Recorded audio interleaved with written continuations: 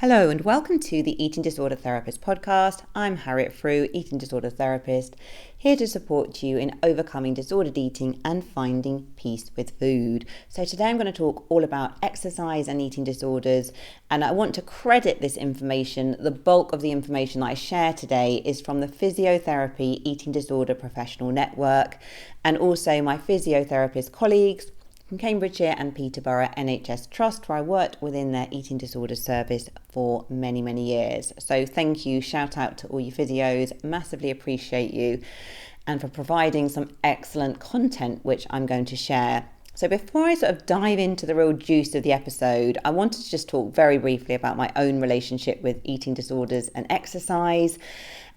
Obviously, our experiences are all very, very different, and I've always been fairly fortunate actually that exercise has never really been a central part to when I was struggling with eating disorders, but I think it's still pretty relevant and maybe of interest to some of you for me to share a bit more. So probably if you've been listening to this podcast, you know that I grew up on a farm. I was always active from very early in life, and I loved moving my body, feeling strong and mobile. So for me, from a young age, I never really associated movement with changing my body or burning off calories. Movement meant being outside, running through the fields with the wind in my hair, lifting straw bales to build dens. Sounds all very romantic, doesn't it? Probably wasn't quite so romantic in real life. Climbing trees, making obstacle courses in the garden, and it was fun, spontaneous and adventurous on the whole. So when I developed an eating disorder when I was 17, movement became exercise more and something connected to calories and earning food. Exercise became more of a should, a weary have to, rather than a wanting to do. And I would often feel exhausted and depleted, but still force myself to be active when my poor body was screaming out for rest. So during this period, movement was no longer a joyful and happy activity, but punishing, punitive practice to be endured. So it would often monopolise hours of the day and rob time from other priorities. And I remember when I lived in London, when I was doing my master's in nutrition, which is quite ironic really, when I was supposedly learning about health, but I would get up in the morning and go for a run, which would be at least an hour on Hampstead Heath in London, and then I would get on my bike and I would bike from North London down to Kensington, where I was at King's College doing my master's, and then I would be biking back later in the day, and I'd probably go for a walk at lunchtime, and it was endless really. And I appreciate really this is probably still not anywhere near as much activity as some of you guys may be doing. Anyway, thankfully I recovered from bulimia in my mid-20s, became focused on bigger life goals, including therapy training, relationships. Really, I kind of moved away from being so focused on exercise, food, etc. But when I recovered, I did remain active, but away from those rigid routines and punishing workouts. I would walk regularly and I would run also, but in moderation, probably 3 times a week maximum, not that far. And then when my children came along, I continued in this vein. So I didn't have much time or inclination for further fitness goals. But then as my children became more independent and I clawed back pockets of time for myself, I did kind of gently get more into fitness again. But this time I was very conscious of really seeking out movement that I enjoyed. And that really began to involve things like beginners parkour, going bouldering, a bit of ninja warrior training. So it was very much away from how my body looked. It was more about kind of play and fun and just recapturing some of that childlike adventure from being on the farm. So my goal was really to play, have fun. I could swing across the monkey bars at the park and feel strong. And I wanted to learn to backflip. I'm still kind of on that journey, to be honest with you. But I'm still hopeful. I'm still hopeful that I'm going to be able to learn to do it on a crash mat. But having these goals excited, inspired me, and was far removed from any need to earn my food. And then around a decade ago as well, I started doing strength training and lifting weights. And to this day, I go to the gym around 3 times a week. I take lots of rest though. I'm very consistent with my training.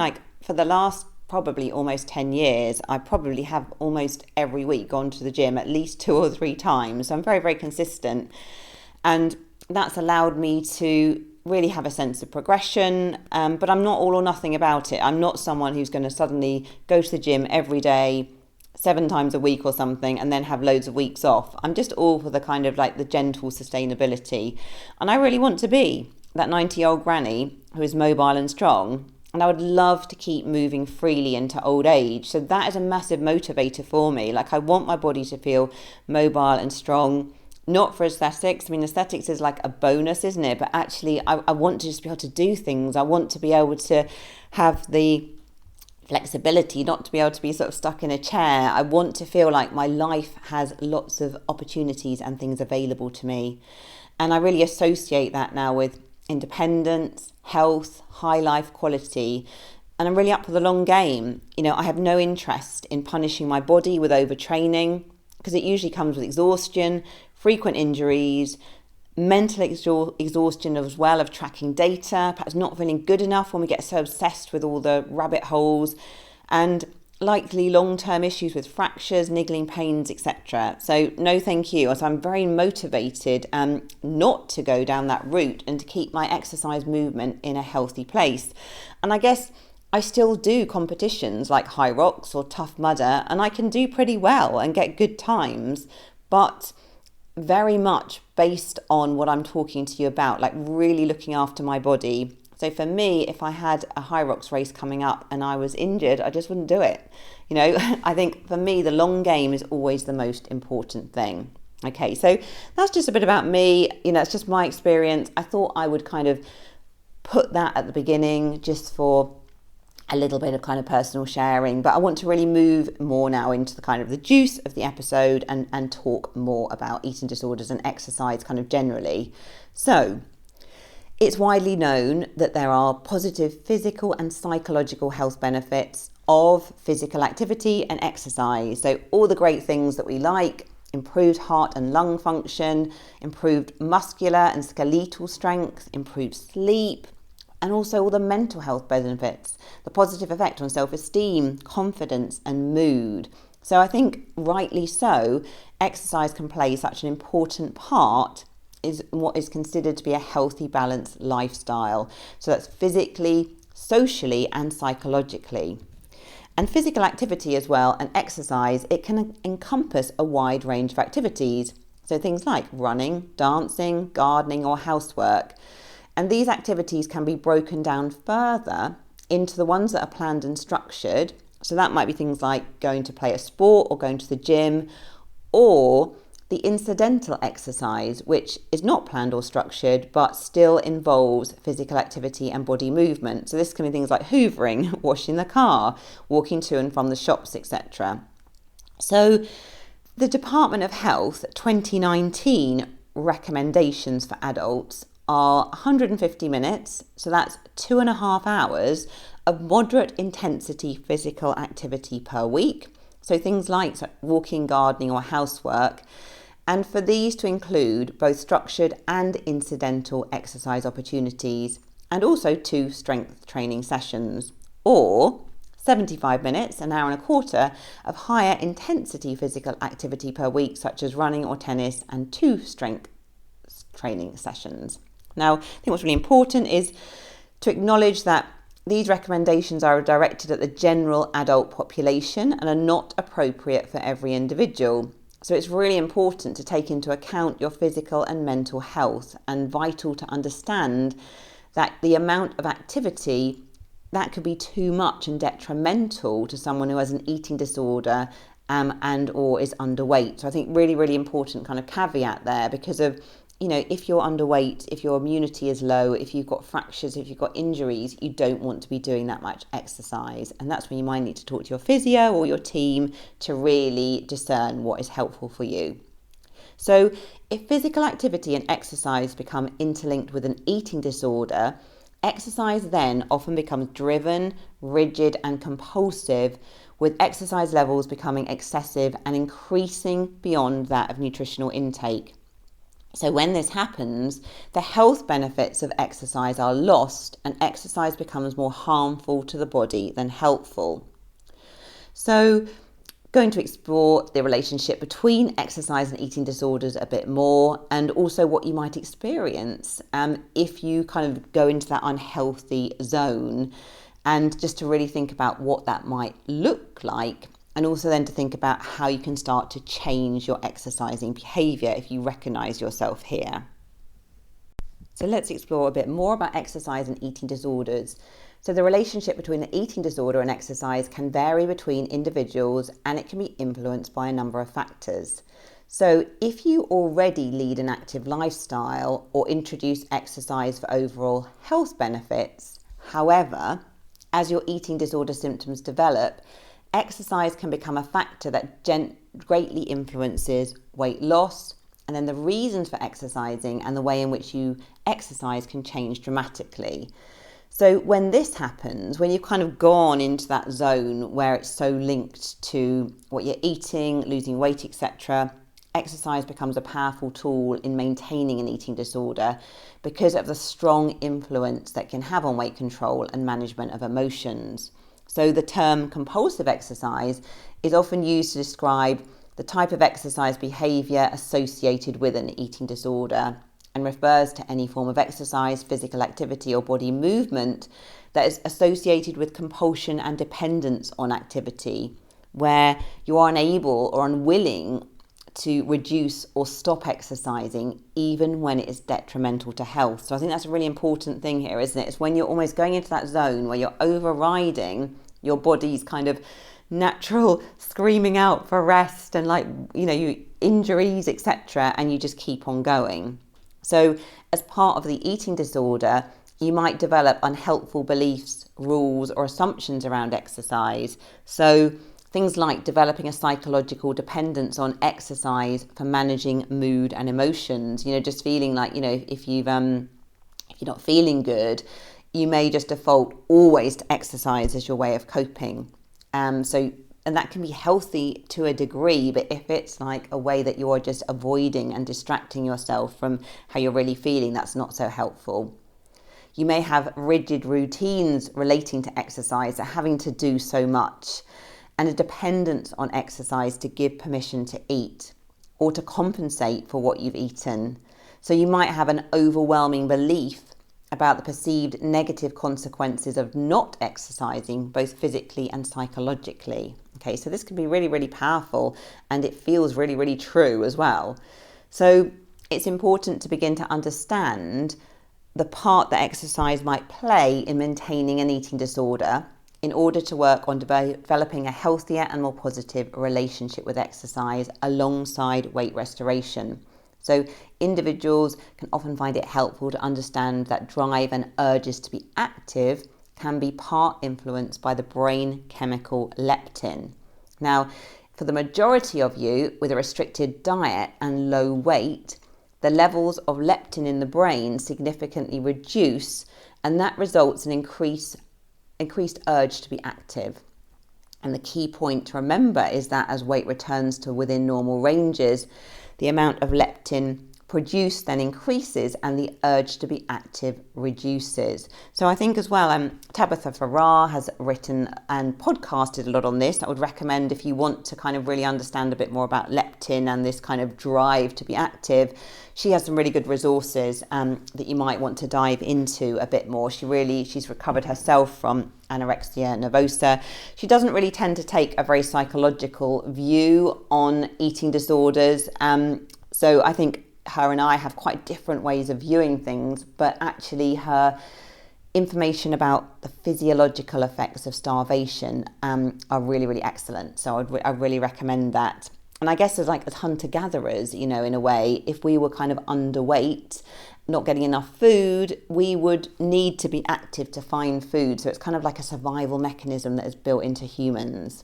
So it's really important to acknowledge that the powerful drive to exercise and be active becomes less intense as weight is restored to healthier levels. When activity levels have become excessive or compulsive, if you have an eating disorder, exercise can occur in many different ways. So it might be that you're openly and deliberately engaging in exercise as a way to burn calories or lose weight. So doing things like running, swimming or cycling. Or you may have become more secretive or covert in how you exercise. So you might be making excuses to fetch something from upstairs to do more steps, or you might stand for periods of long time, or you may find yourself kind of running on a treadmill or something in your bedroom, or doing kind of secret exercise, trying to fit in as much as possible. Another example might be joining more than one gym or something and doing multiple classes, so that you're not questioned or drawing attention to yourself. But again, it's become really, really excessive. You might have the belief as well that walking to the shops or the train station is not exercise. Now, I guess that's, it's not true. So whether it's structured exercise or incidental exercise, all forms of physical activity and body movement can have direct and indirect effects on the body and can be a means to influence weight, shape, physical fitness and mood. So it's important to take into account all forms of movement and exercise when identifying how much you're actually doing, the accumulative activity levels, and the effect then both physically and psychologically, and how to begin to start to address these things. So how do you know if your relationship with exercise is becoming unhealthy, unhelpful, or you are developing compulsive exercising behavior? So consider if you relate to any of the following. I make myself exercise when I'm injured or tired. I exercise every day and feel guilty if I miss a day. I feel lazy if I have not reached the exercise targets I have set myself. I must exercise for longer and harder than I did the last time. I make excuses to miss social events or study so I can still exercise. I exercise to allow myself to eat or to compensate for what I've eaten. People will like me more if I'm fit and active. I need to exercise in order to cope with the way I feel. And I make up for any exercise if I've missed by doing more the next time. I cannot cope with my anxiety if I do not exercise. I used to really enjoy exercise, but now it feels like a chore. So if you're literally waking up having the feeling of dread when you think about starting your day and fitting all your exercise in, that is a very good sign that your exercise is probably out of balance. So if you recognize any of these things I've talked about, it might be time to really have a think about your exercise and how it's affecting you. So what are the risks of high levels and or compulsive exercise? So if you're at low body weight, and that's low body weight for your body, let's not just get too tied up on BMI.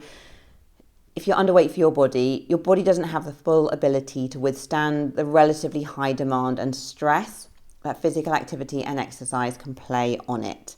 So at a low weight, there are significant changes in the body, including to the muscular and skeletal system, the heart and the circulatory system. So when the body has lost weight and is in an unhealthy weight range, there'll be significant reduction in muscle mass, which in turn reduces the support around the joints of the body, particularly in the spine and lower limbs. So exercising on top of these already weakened and therefore vulnerable joints can lead to joint damage, and if continued, degenerative changes such as arthritis.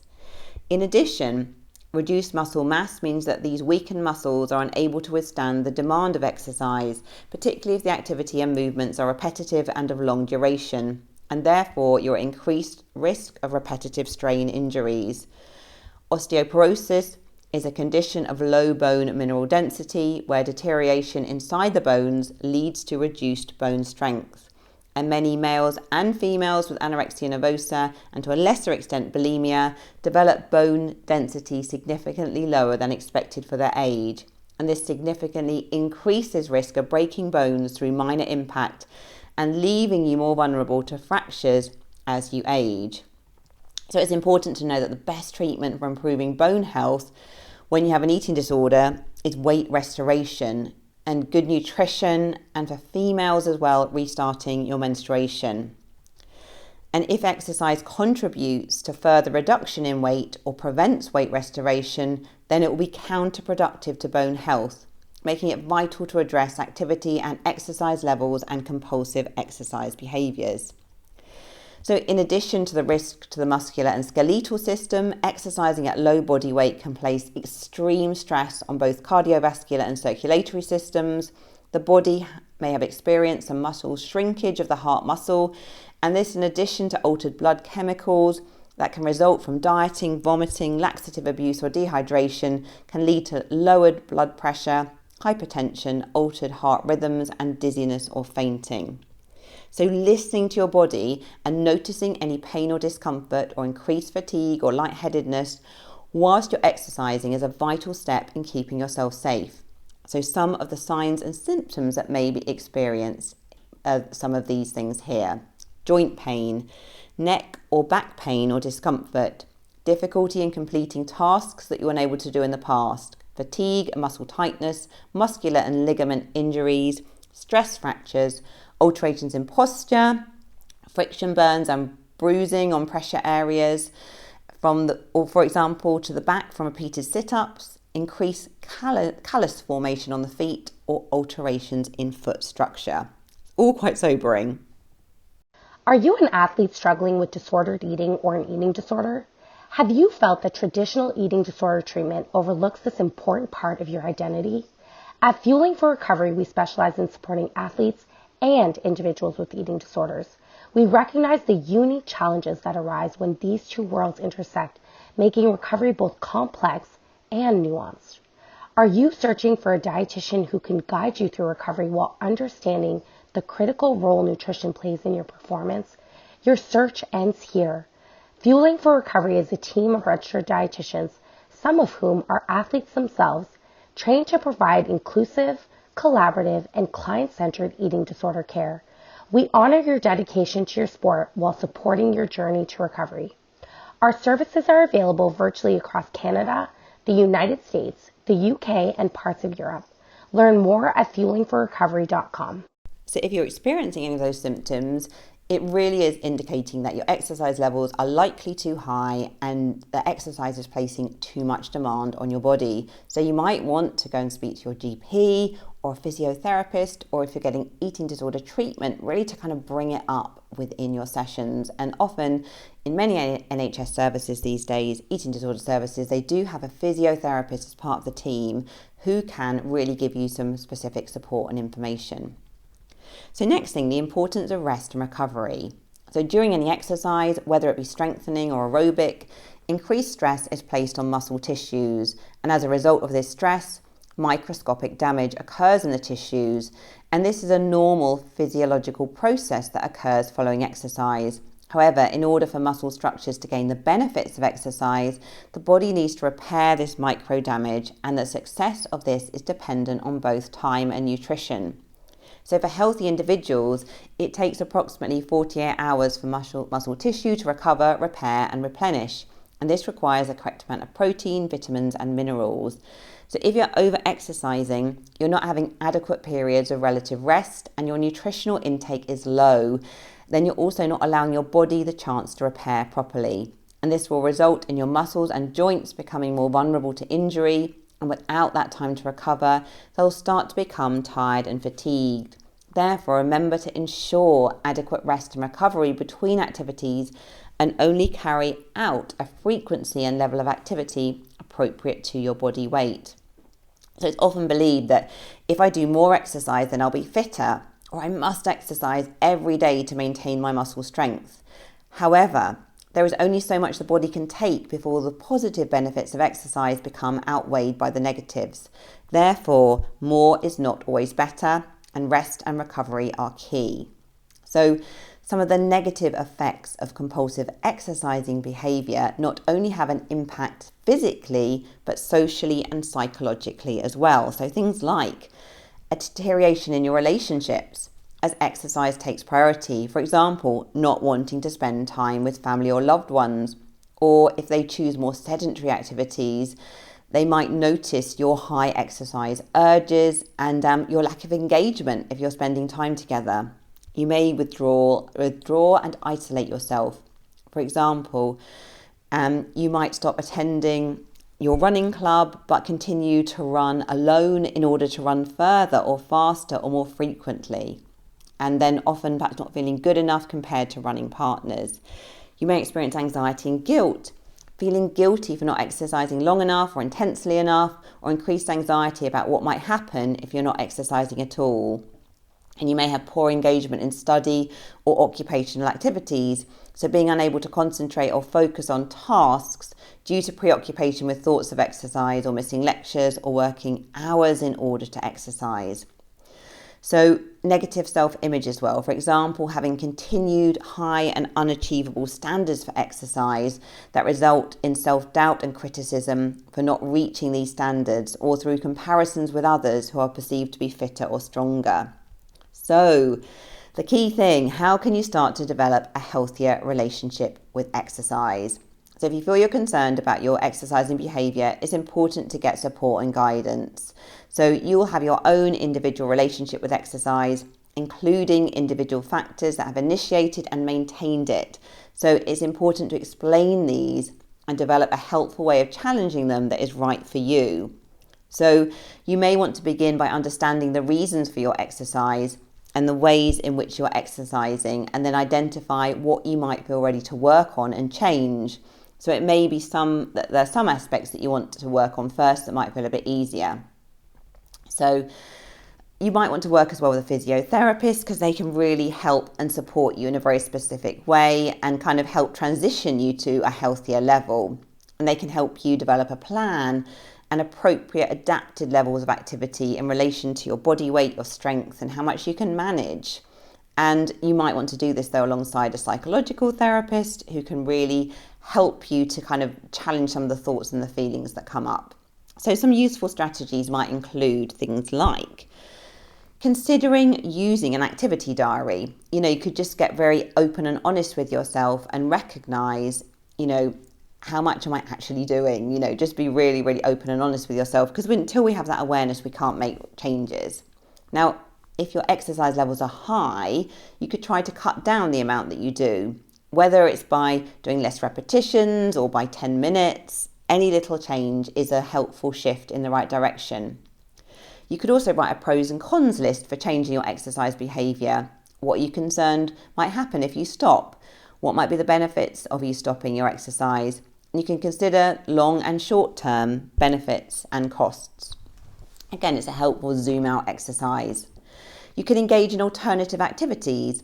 These can be helpful at the time when you're having the urge to exercise. For example, you could talk about your thoughts and feelings with a good friend, or you could participate in other enjoyable activities that help you distract yourself. So maybe it's reading a book, listening to music, trying arts and crafts. So you might want to do something that really can distract and absorb you and give you a bit of a kind of benefit, kind of dopamine win, so you feel like you're doing something constructive, if that is a big kind of pro for you of exercise. You could use anxiety management techniques to help lessen the anxiety and challenging emotions you have when trying to stop or cut down your exercise. And remember, urges and anxiety pass and become more manageable with time and practice. You could understand the consequences of compulsive and excessive exercise and the benefits of changing your behaviour on your recovery and well-being. So again, really doing that zoom out. You could avoid the use of activity and exercise apps or pedometers, as they may increase your focus on the amount of exercise you are doing instead of you trying to listen to your body and when it is time to stop. You could as well minimise the use of social media and internet sites related to exercise, remembering that you need to do what's right for you and your body and not be really influenced by what other people are doing online. And you could try to break up your activity or exercise routine. So maybe do a walk instead of a run or something, shake it up a bit. And acknowledge the need for your body to rest as part of your recovery. Challenge any belief that you might have that more is better, or that you need to be active every day. And you could consider any rules or things that you have in place which kind of maintain your exercise and are really unhelpful, and look at different beliefs that might be kind of fueling this. So you might have a thought, something like, if I do not exercise, then my muscles will turn to fat tissue. Now, this isn't true. Muscle that is not used over a long period of time may look less defined, but it will not turn to fat. Those are muscle and fat are very different tissue structures, but you may be having some of these rules and beliefs that are really faulty and that are keeping you going. Now, some people might need to cut out compulsive exercise altogether and have a period of abstinence if it has really got to unhealthy levels. So you might need to as well perhaps change your environment, go to a different gym, be in a place perhaps where you're not going to be triggered. And you might find that you need the support to achieve this, to relieve any increased guilt and anxiety from stopping. But many find that accepting a total withdrawal from the exercise routine brings about a greater sense of relief sometimes. So I think this is very, very individual. And I think the environment thing is really important. If you are struggling with over-exercise, but you're going to a gym where you're being validated by the personal trainer for doing that, that's just not going to be helpful. So you need to really think about the places that you put yourself in, and to recognise that the fitness industry is still kind of lagging behind a lot with its understanding of eating disorders. So remember that any activity that unsettles your exercise nutritional balance will be counterproductive to you in challenging your eating disorder and in your journey to recovery and weight restoration. As your body weight restores towards a healthy weight range, the amount of exercise that you'll be able to safely engage in will increase and widen in opportunity. So it's important again to work with a physiotherapist to identify an appropriate type and amount of exercise for you in order to reach a natural balance between activity and nutrition and to maintain a healthy weight. So when engaging in exercise as well, it's so important that it's fun, social and enjoyable. Try to avoid solitary, rigid or secretive exercise, as this may lead to you over-exercising and feeding into those compulsive tendencies. Engaging in exercise groups, exercising with others, time-limited sessions, social sessions, all helpful things to help you kind of find that balance and structure. And allow yourself to rest and listen to your body. To give exercise a miss if you're feeling unwell, tired, injured, or you just don't feel like it. It's okay to do this, and you'll keep your body safe now and longer term. Okay, so I hope you found this helpful. Thanks again to the physiotherapists who provided this information from Cambridgeshire and Peterborough NHS Trust. Massively appreciate you. So yes, have a good reflection on this episode. I think so much packed in here. Really think about your own relationship with activity. Think about if you do need to kind of work on this and if you are experiencing some disordered eating patterns. So thank you guys so much for listening. If you're not following me already, do seek me out on Instagram at the Eating Disorder Therapist _ for further support with your relationship with food. Do go to the eatingdisordertherapist.co.uk. If you want to have extra audio podcasts, you may want to join my Substack, and you also get like written articles every week. An extra paid for £5 a month, you get access to extra little podcasts that I release every Friday. Do go to the link in the show notes if you want to find out more. If you enjoy this podcast, I'll be so grateful if you follow, rate and review, as it helps it reach so many more listeners. Thank you so much for listening, and I look forward to sharing another podcast episode with you very soon.